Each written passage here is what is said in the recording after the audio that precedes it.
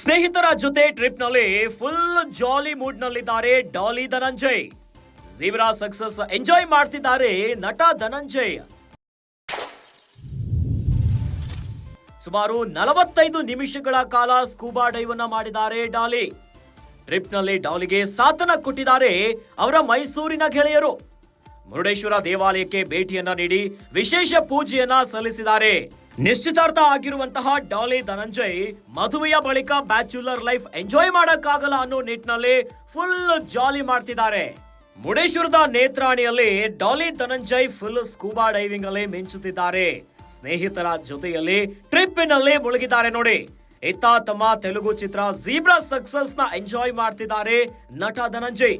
ಸುಮಾರು 45 ನಿಮಿಷಗಳ ಕಾಲ ಸ್ಕೂಬಾ ಡೈವ್ ಅನ್ನ ಮಾಡಿದ್ದಾರೆ ಡಾಲಿ. ಇನ್ನು ಟ್ರಿಪ್ ನಲ್ಲಿ ಡಾಲಿಗೆ ಅವರ ಮೈಸೂರಿನ ಗೆಳೆಯರು ಸಾಥನ ಕೊಟ್ಟಿದ್ದಾರೆ. ಮುರುಡೇಶ್ವರ ದೇವಾಲಯಕ್ಕೆ ಭೇಟಿಯನ್ನ ಕೊಟ್ಟು ವಿಶೇಷ ಪೂಜೆಯನ್ನ ಕೂಡ ಸಲ್ಲಿಸಿದ್ದಾರೆ.